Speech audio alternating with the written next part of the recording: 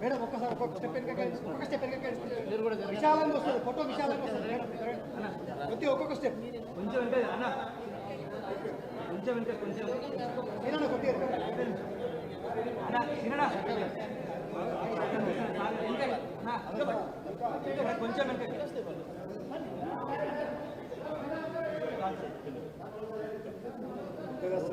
Amar high PV Narasimha Rao గారు, సాధిద్దాం PV Narasimha Rao గారి ఆశయాలను, సాధిద్దాం పివి గారి ఆశయాలను. జై తెలంగాణ. కేసీఆర్ గారి నాయకత్వం, ఎన్టీఆర్ గారి నాయకత్వం.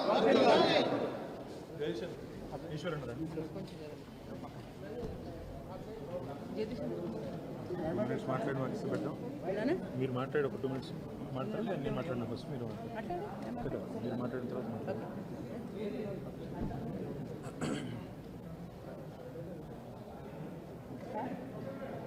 ఓకే.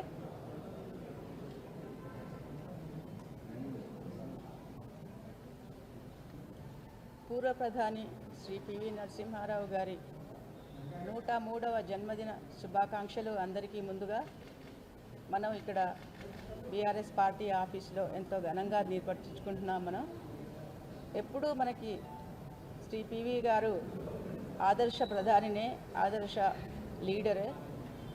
ఒక తెలంగాణ వెనుకబడ్డ ప్రాంతం అని అప్పట్లో అనేవాళ్ళు. కానీ అటువంటి వెనుకబడ్డ ప్రాంతం నుంచి ఒక అపర మేధావి ఈ దేశాన్ని, అనేక చిక్కుల్లో ఉన్న దేశాన్ని, ప్రమాదం అంచులో ఉన్న దేశాన్ని రక్షించి మైనారిటీ ప్రభుత్వాన్ని, మెజారిటీ కాదు, అబ్సల్యూట్ మెజారిటీ కాదు, అప్పుడు ఏలడం ఏం గొప్పేం లేదు, కానీ అనుక్షణం అనేక ఇబ్బందులను ఎదుర్కొంటూ 5 సంవత్సరాలు దిగ్విజయంగా పరిపాలించి అనేక సంవత్సరాలకు ఒక మంచి సంస్కరణల బాట వేసిన శ్రీ పివి నరసింహారావు గారు, తెలంగాణ ముద్దుబిడ్డ మా నాయన గారు.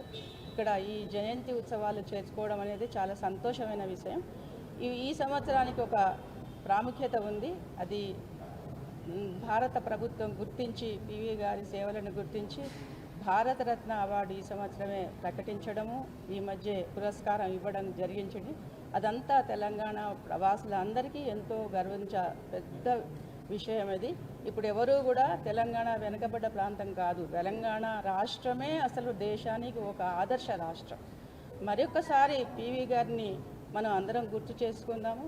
మనం మరొకసారి మన కేసీఆర్ గారికి కృతజ్ఞతలు తెలియజేసుకుందాం. ఎందుకంటే మరిచిపోబోతున్నారేమో, అంత గొప్ప మహానుభావుడిని ప్రజలు మరిచిపోతున్నారేమో అన్న క్షణంలో 2021వ సంవత్సరంలో 2021 నుంచి 22 దాకా ఒక సంవత్సరం పాటు పివి గారివి శత జయంతి ఉత్సవాలు నభూతో నభవిష్యత్ లాగా ప్రపంచమంతా తెలియజేసేలాగా పివి గారి గురించి ఉత్సవాలు, శత వసంత ఉత్సవాలు ఎంతో గొప్పగా కీర్తించేటట్టుగా తెలిసేటట్టుగా చేసిన కేసీఆర్ గారికి వల్ల ప్రపంచానికి మరొకసారి పివి గారు ఎవరా అన్నట్టుగా, అంటే తర్వాత తరం వాళ్ళకి 90 తర్వాత పుట్టిన వాళ్ళకి చాలా మాన్యులు మేధో సంపత్తితో మొత్తం ప్రపంచాన్ని ఆకర్షించిన ఒక అసామాన్య ప్రజ్ఞాపాఠవాలు కలిగిన పెద్దలు, బహుభాషా కోవిదుడు, మన తెలంగాణ బిడ్డ, వింధ్యా పర్వతాలను దాటి మొట్టమొదటిసారి హస్తినాపురంలో ప్రధానమంత్రి పీఠాన్ని అధిష్ఠించిన మొట్టమొదటి దక్షిణాది నాయకుడు పాములపర్తి వెంకట నరసింహారావు గారి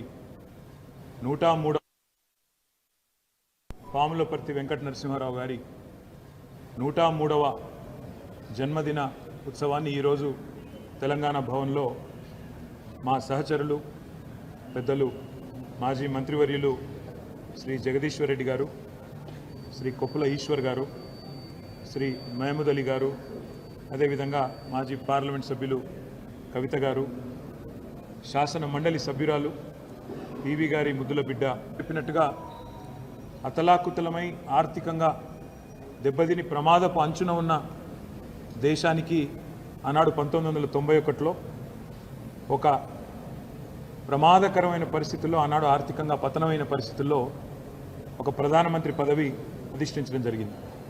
కానీ ఈరోజు వెనక్కి తిరిగి చూసుకుంటే బిఫోర్ పీవీ ఆఫ్టర్ పీవీ అన్న స్థాయిలో 1991, 96 ఆ కాలం ఏదైతే ఉన్నదో 5 ఏళ్ల కాలం భారతదేశ ఆర్థిక వ్యవస్థను ఆర్థిక ముఖ చిత్రాన్ని మార్చిన ప్రధానమంత్రిగా పివి నరసింహారావు గారి పేరు ఎవరైనా సరే తలుచుకోక తప్పదు. ఒక రాజకీయాలతో సంబంధం లేని మన్మోహన్ సింగ్ గారిని తీసుకొచ్చి ఆర్థిక మంత్రి చేసి తర్వాత విప్లవాత్మకమైన ఆర్థిక సంస్కరణలు తీసుకొచ్చి పూర్తి స్థాయిలో ఈ దేశం మరి సంస్కరణల బాట వైపు నడిపించిన మహానుభావుడు గౌరవనీయులు పివి నరసింహారావు గారు. 16 భాషల్లో అఖండమైన పట్టున్న కొన్ని సందర్భాల్లో మౌనమే తన భాషగా నడిపిన చతురుడు రాజనీతిజ్ఞుడు పివి గారు. పివి నరసింహారావు గారి వ్యక్తిత్వం కానీ ఆయన బహుముఖీనమైన ప్రజ్ఞాపాఠవాలు కానీ దగ్గర నుండి చూసిన వారి కుటుంబానికి కానీ వారి అభిమానులకు కానీ ప్రజలకు కానీ బాగా తెలుసు. ఒక కవిగా, కథకుడిగా, సాహిత్యపరుడిగా, అదేవిధంగా అఖండమైన సామాజిక స్పృహ ఉన్న నాయకుడిగా, ఒక సంస్కరణశీలిగా పివి నరసింహారావు గారిని చరిత్ర ఎన్నటికీ కూడా మర్చిపోదు. తప్పకుండా భారతదేశం ఎంతకాలం అయితే ఉంటుందో అంతకాలం కూడా పివి నరసింహారావు గారి పేరు సుస్థిరంగా భారత ప్రజల గుండెల్లో నిలిచి ఉంటుంది. సంస్కరణశీలి అని నేను ఊరికే అనలేదు. ఆనాడు ముఖ్యమంత్రిగా భారతదేశమే అచ్చరు పొందే విధంగా తాను స్వయంగా పెద్ద భూస్వామ్య కుటుంబం నుంచి వచ్చిన తన సొంత భూమి 100 ఎకరాలు, దాదాపు 800 ఎకరాలు ఆనాడు భూ సంస్కరణలో భాగంగా తాను ముందుండి, చారిటీ బిగిన్స్ ఎట్ హోమ్ అంటారు, తాను ముందుండి తన కుటుంబానికి సంబంధించిన 800 ఎకరాలను ప్రభుత్వానికి దారాదత్తం చేసి దేశానికి ఆదర్శంగా నిలబడ్డ నాయకుడు శ్రీ పివి నరసింహారావు గారు. తర్వాత విద్యారంగంలో ఒక అవకాశం వస్తే హెచ్ఆర్డి మినిస్టర్గా నవోదయ పాఠశాలలు పెట్టిన, గురుకులాలు పెట్టి ఇవాళ అద్భుతమైన పిల్లలకు వాళ్ళ భవిష్యత్తుకు బంగారు బాటలు వేసిన దాని ఆలోచన కూడా, దానికి పూర్తి క్రెడిట్ కూడా పివి నరసింహారావు గారు. చివరికి ఒక దశలో జైళ్ళ శాఖ ఇచ్చినా కూడా అందులో కూడా ఓపెన్ జైల్ కాన్సెప్ట్ని తెచ్చిన ఒక సంస్కరణశీలి పివి నరసింహారావు గారు. వారి గురించి చెప్పాలంటే ఎంత చెప్పినా తక్కువే. మనిషి నిత్య కృషివలుడు, నిత్య విద్యార్థి. దాదాపు 85 ఏళ్ల వయస్సులో ఆనాడు కంప్యూటర్లను నేర్చుకోవాలనే తపనతో కంప్యూటర్ విద్యను కూడా అభ్యసించిన ఒక నిత్య విద్యార్థి పివి నరసింహారావు గారు. వారి జీవితం మనం అందరం కూడా నిజంగా ఈరోజు కేంద్ర ప్రభుత్వానికి కూడా తప్పకుండా అభినందనలు చెప్పాలి.